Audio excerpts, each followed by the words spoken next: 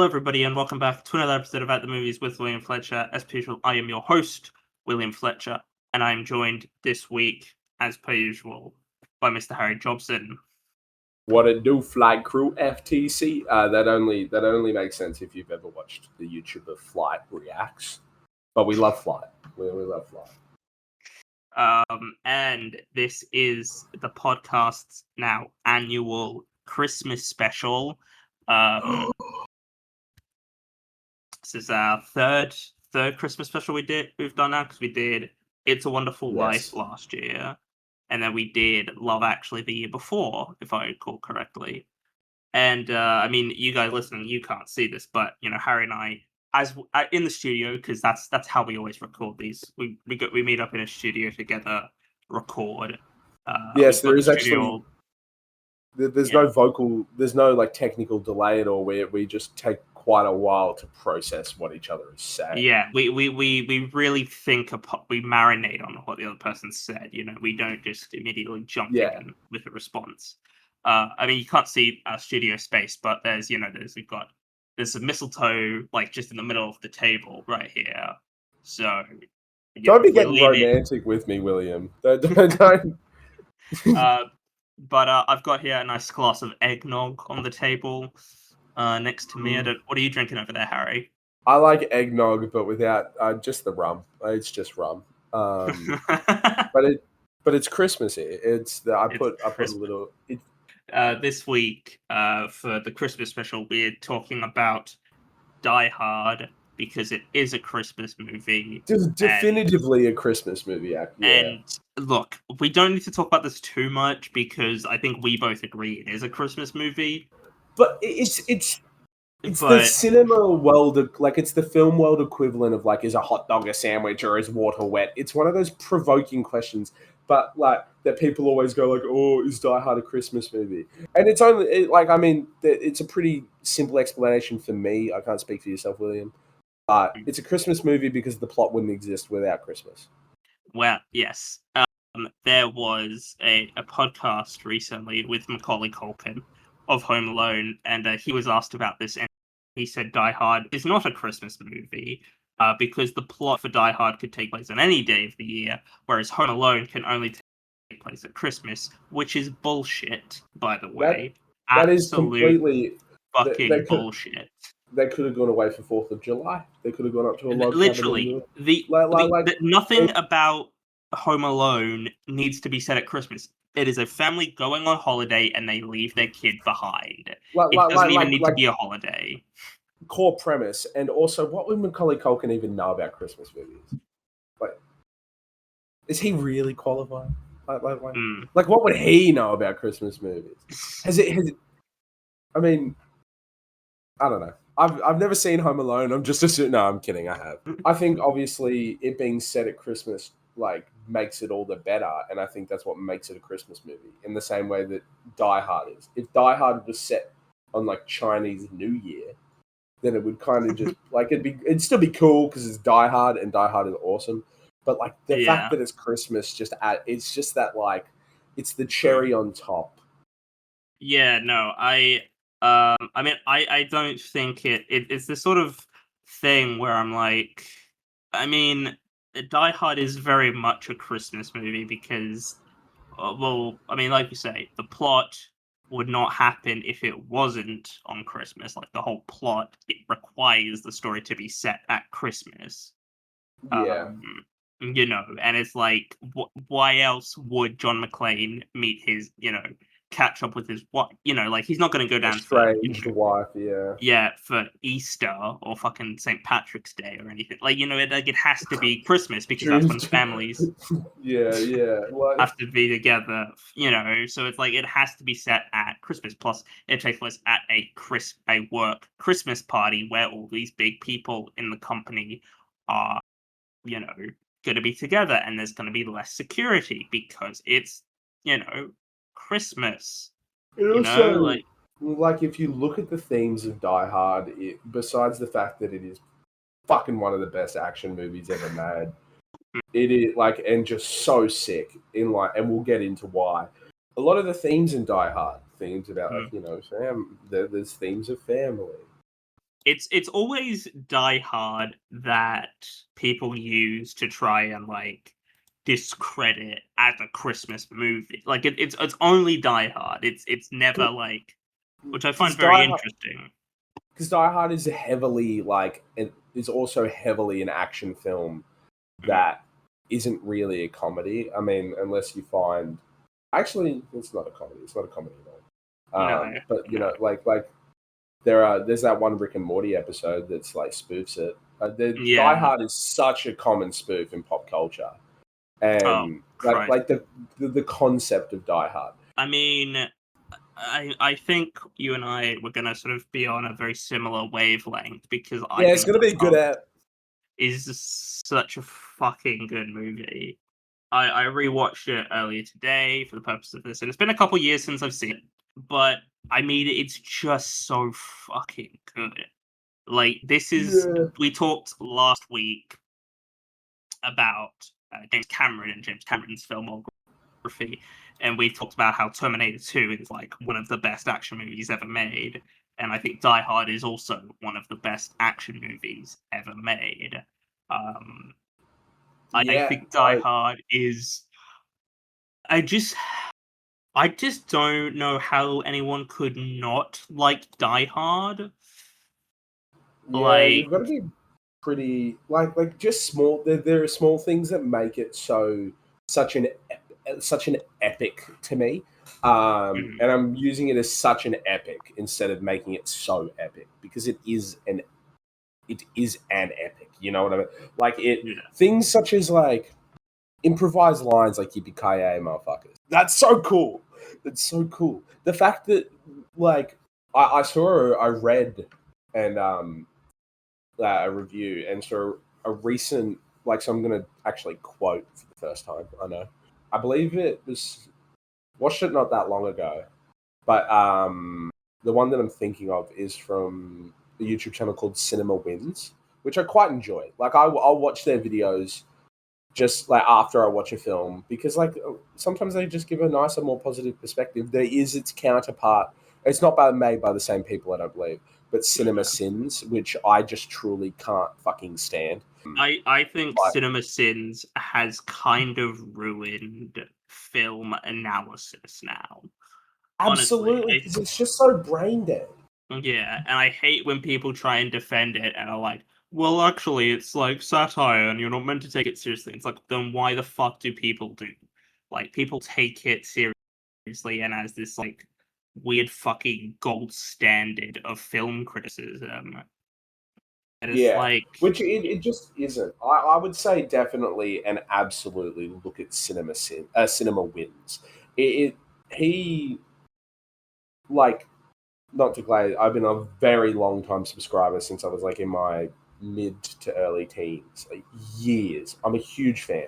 I think that the way he positively speaks about films, even ones that have been reviewed negatively, is such a good outlook to have. Like, to be able to, you know, find things. But he mentions one thing in his Die Hard review where he discusses that we look at John as, for us when we watch the film, we perceive John as the protagonist. And the reason that he is such a compelling protagonist is because he bleeds. He's an everyman, right? He's kind of just like this guy that, like, yeah, he's a cop, but he's, you know, he's also got this sort of fantasy in his head. He's a huge Western nerd. Like, you know, he, to the point where it's a on-running motif.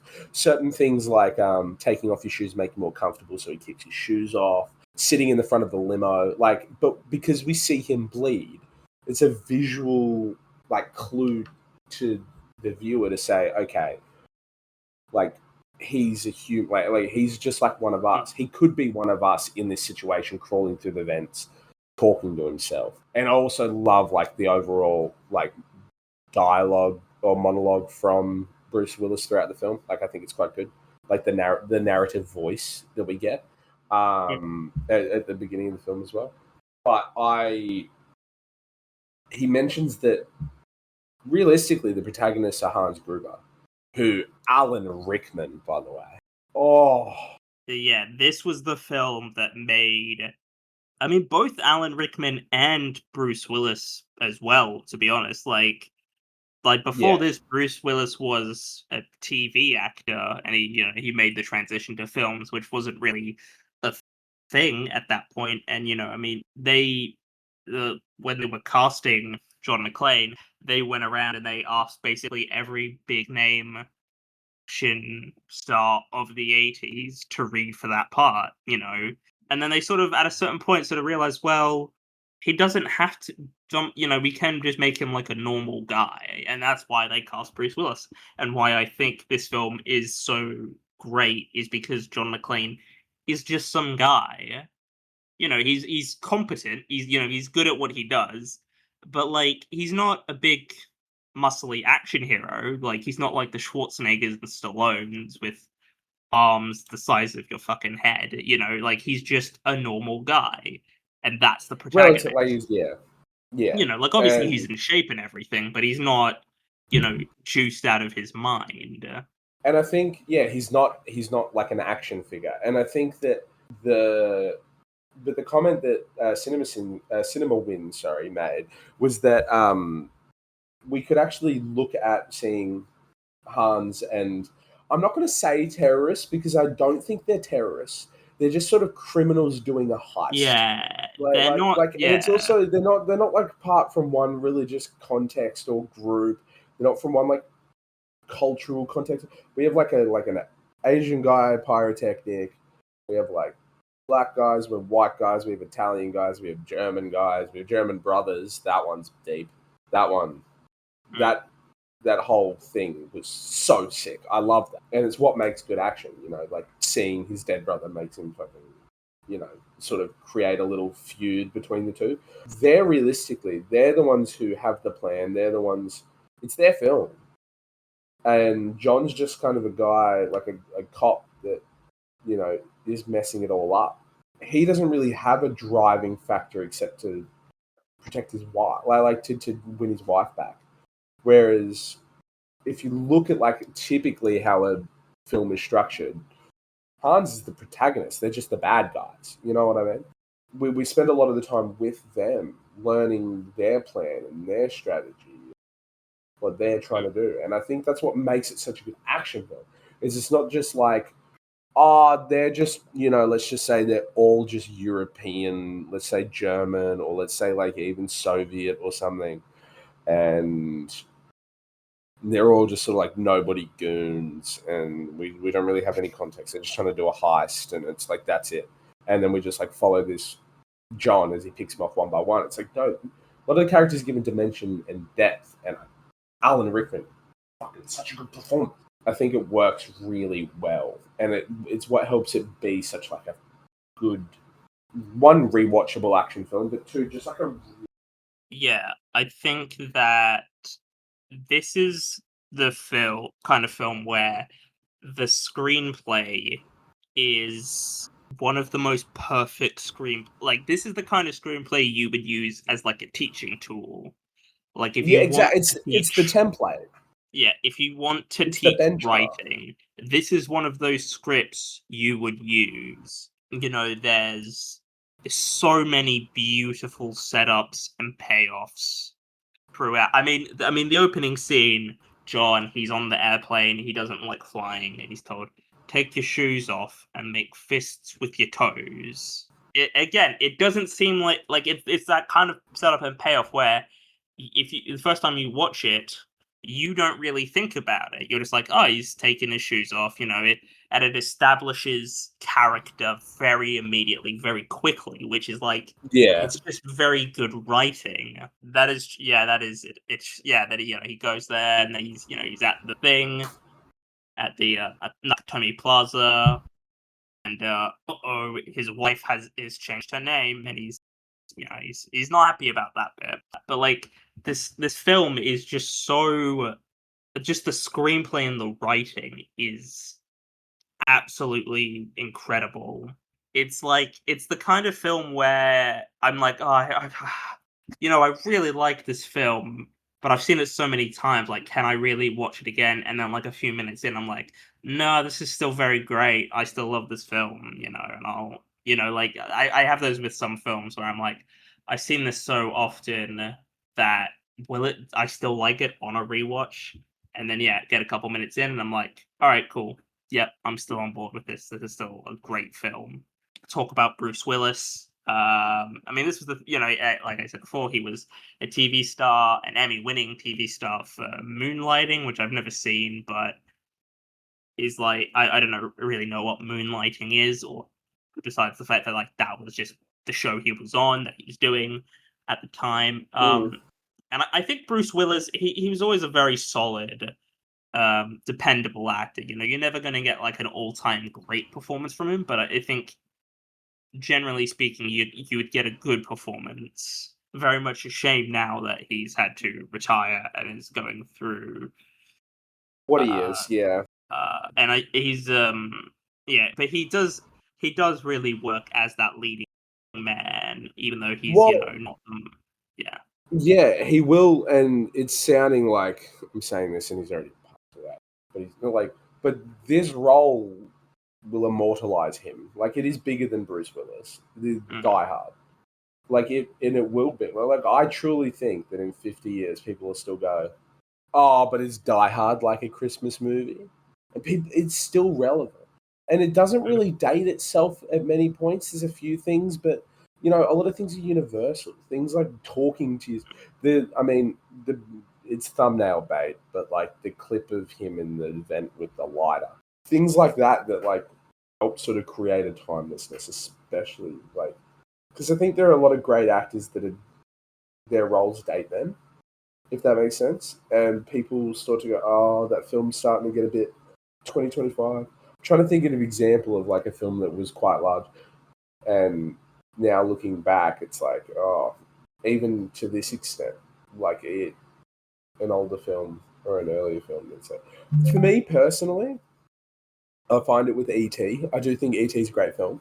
I think that, like, obviously young Drew Barrymore, and like with the context of what we've had from Drew Barrymore further on and all that sort of stuff, and like the way it goes, when I go back and watch E.T., it feels significantly dated. But I just don't get that with Die Hard.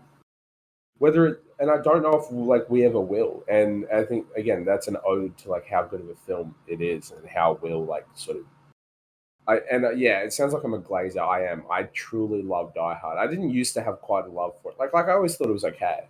But sort of as I've grown to appreciate it a lot more, especially John as a character.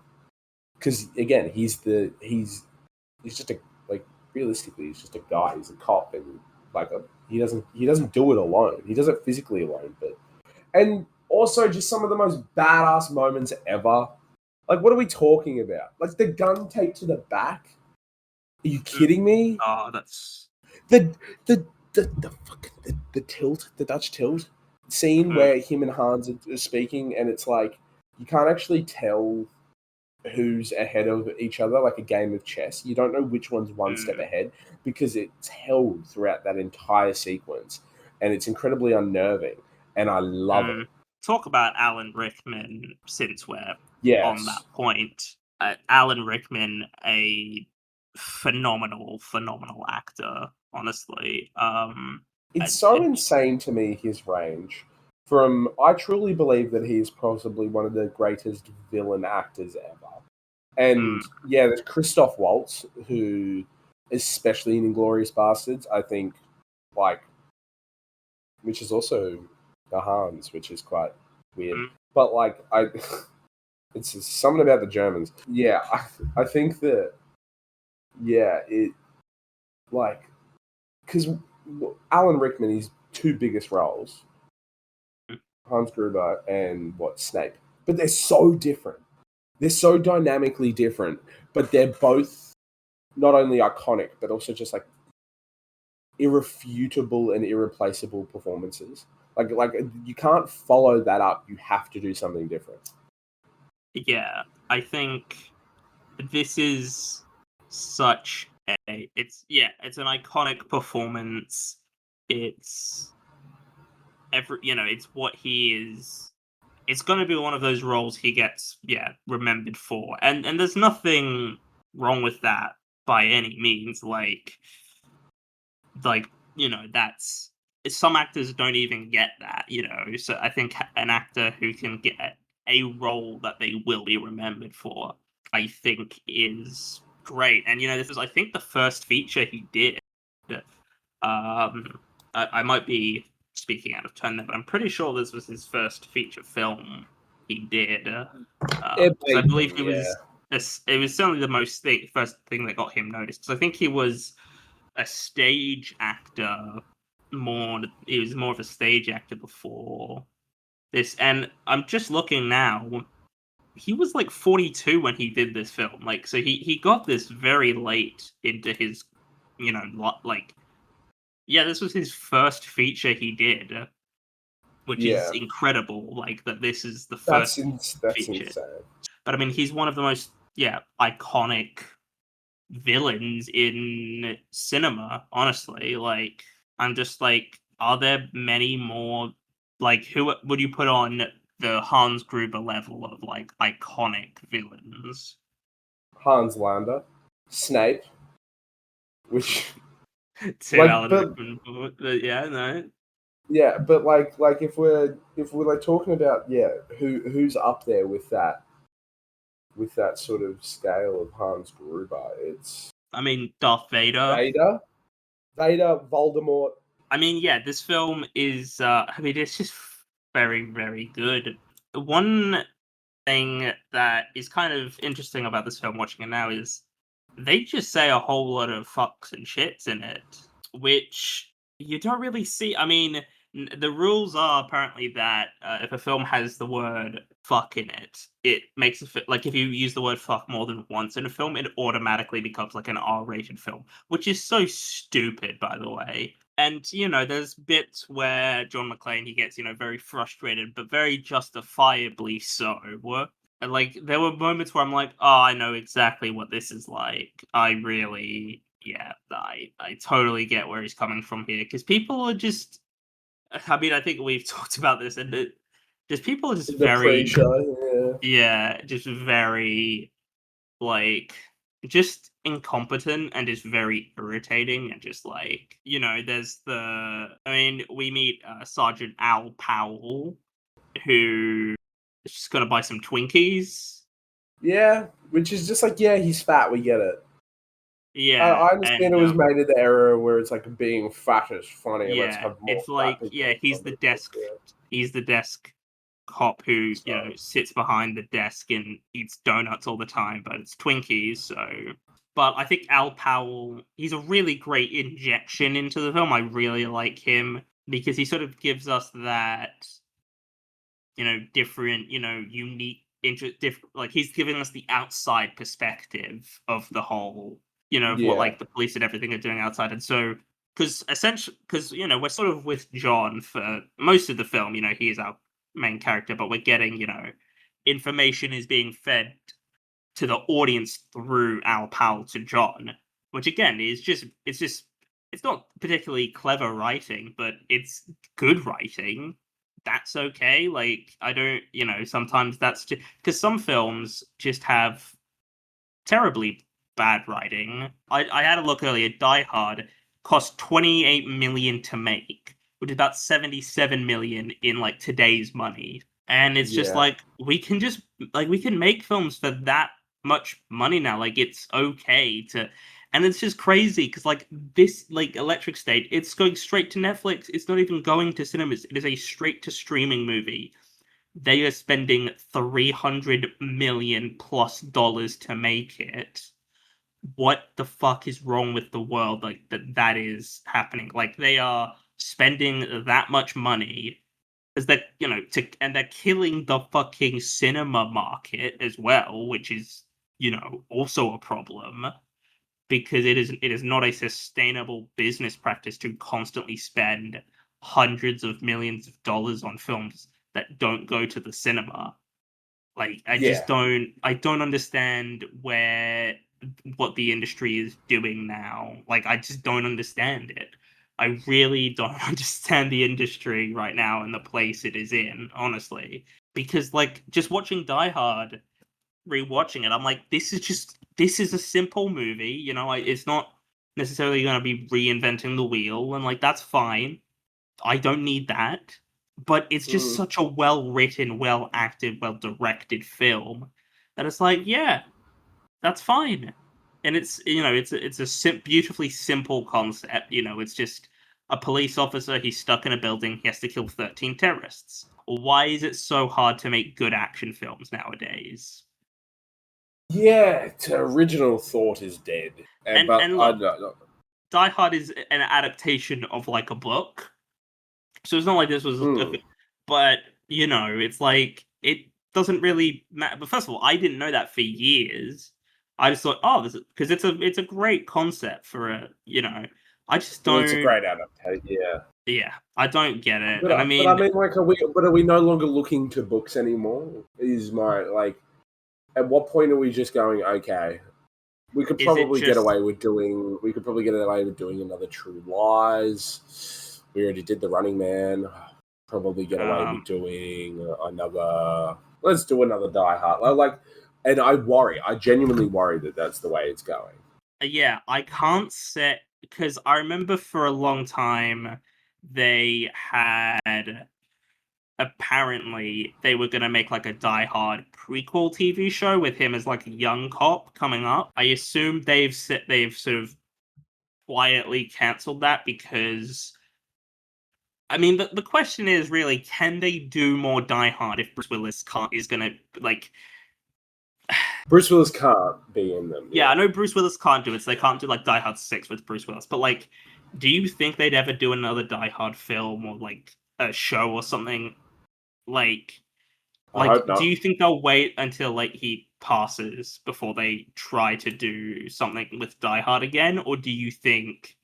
What, like how when with SpongeBob they waited until Stephen Hillenburg passes, and do you think that they're just churning out 3D animation slop after 3D animation slop after do you think that's because it's owned by Disney?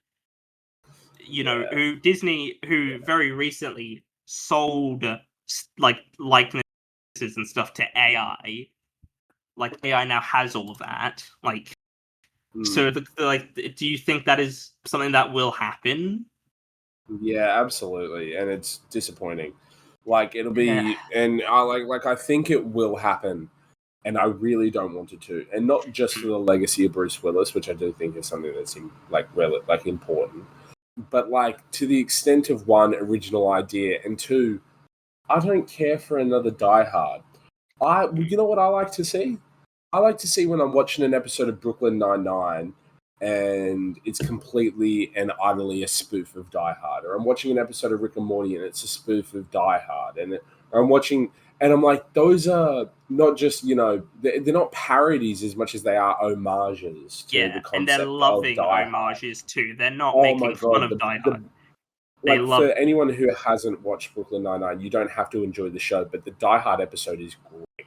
That's a really great episode, yeah. But it's relevant too because it's a core thing for the main character. He's obsessed with Die Hard.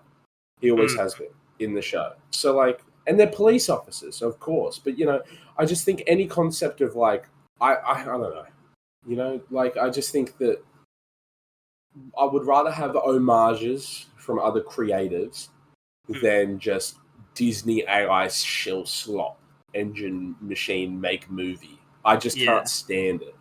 I mean, we're recording this at a time when Netflix is in the process of buying Warner Brothers, and again, just going to kill the fucking industry. And Paramount might get them. Paramount might get them. Yeah, and there's problems with Paramount too, like being backed by the Trump and his family, and the Saudis, which is also really quite not great, and I don't love that.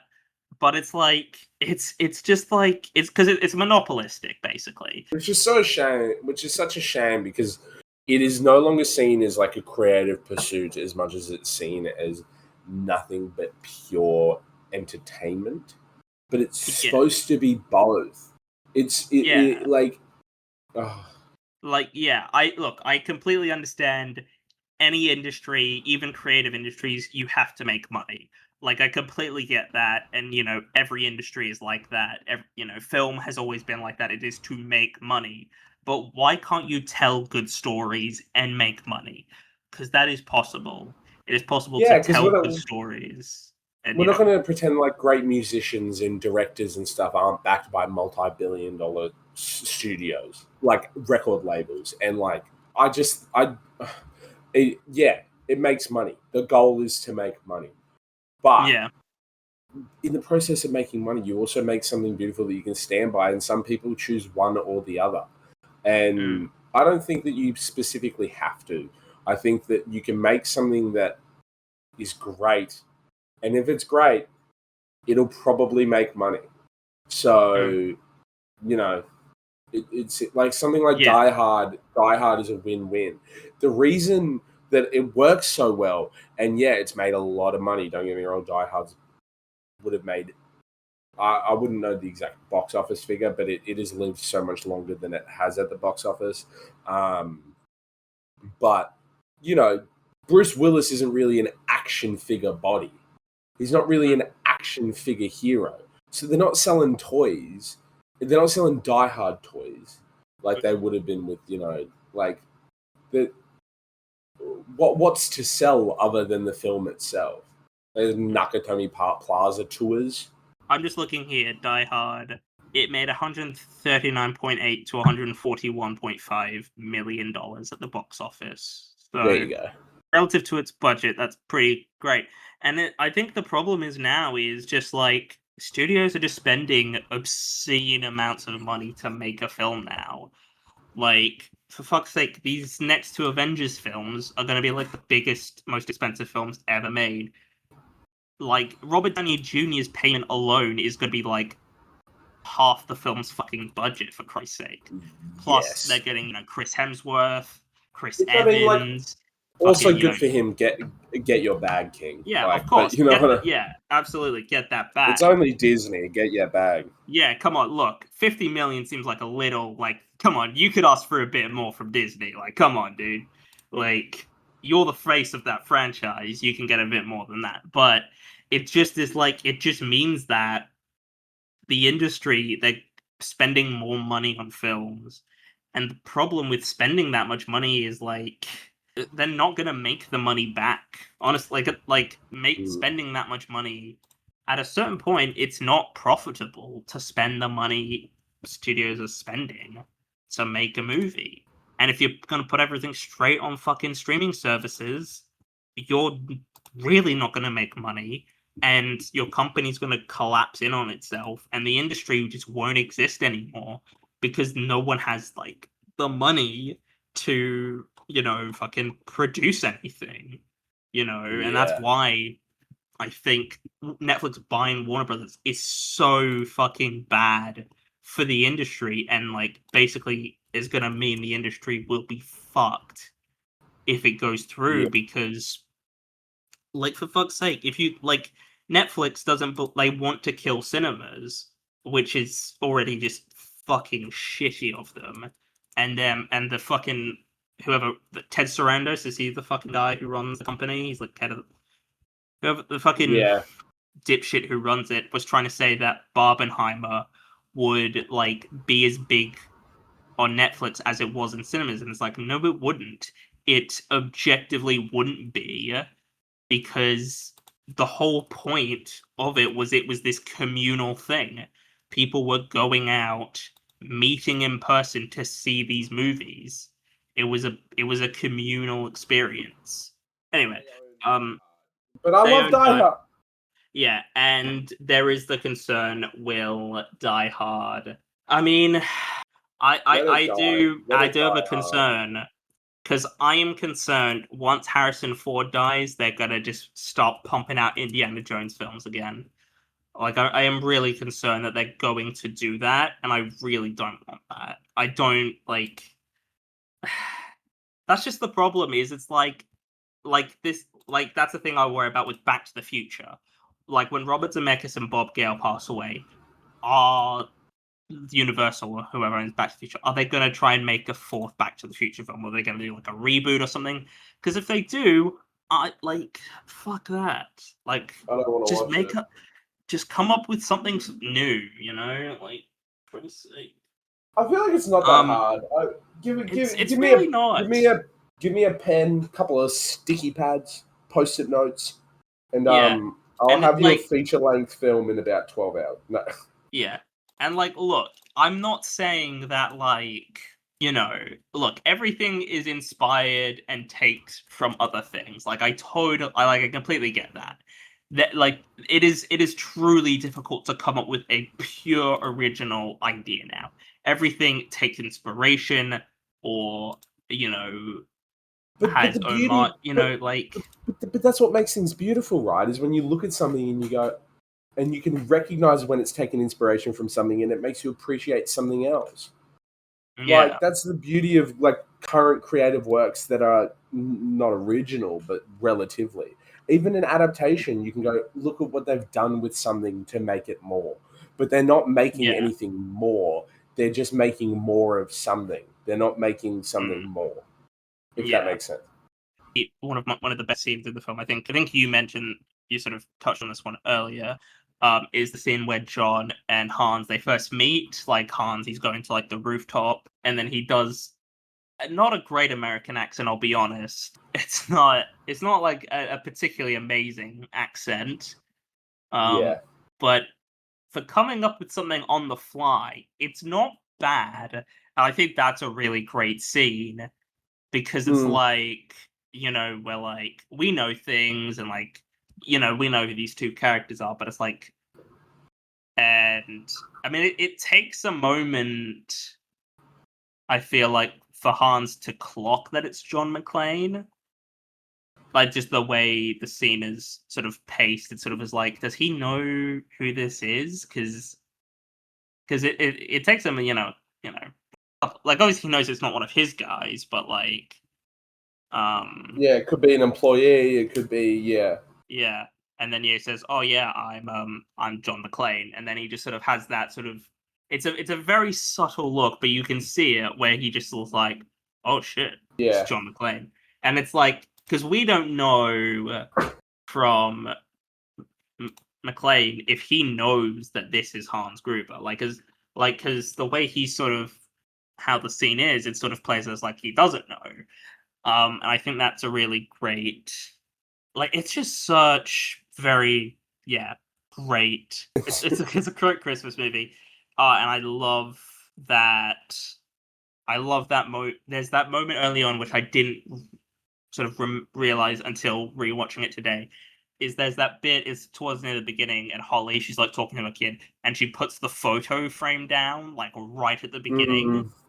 And then Hans, he doesn't recognize any of that until her kid is on the news or whatever. And I was like, oh, that's just so again, it's just beautiful setups and payoffs throughout the film. It's just it's great filmmaking. It's not it's just great. It's just a really great it's just a great film, honestly. It's just I mean, I don't think there's anything I dislike about it, honestly. I think it's a perfect film, honestly. Pacing goes really well. What's the runtime? It feels just under 2 hours. I'm not sure. An hour 40. Yeah. Anywhere between an hour and a half and 2 hours. That's the feel that I get. 2 hours, 12 minutes, but but really that's an ode to the pacing. Yeah, it really doesn't feel that.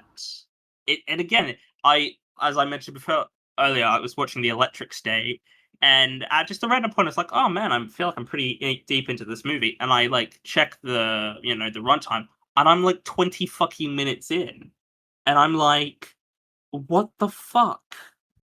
That is unacceptable.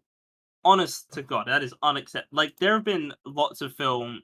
And again, it's often the case with older films. Is I'm man, I wonder how deep into the film I am, and I'm halfway through the film, and I'm fucking shit. It doesn't felt like that. It just feels like a lost art, really. How do film because films just aren't like that anymore. And I mean, you and I, we complain about fucking film runtimes all the fucking time. But I think the problem more than anything is just pacing. Pacing is the actual thing that is the problem. Like, I've seen films that are like 2.5 hours long and they don't feel it. I'm like, holy shit, I'm like right near the end of this film. And it's great. And like, but sometimes I'll watch like a 90-minute film and like, fucking hell.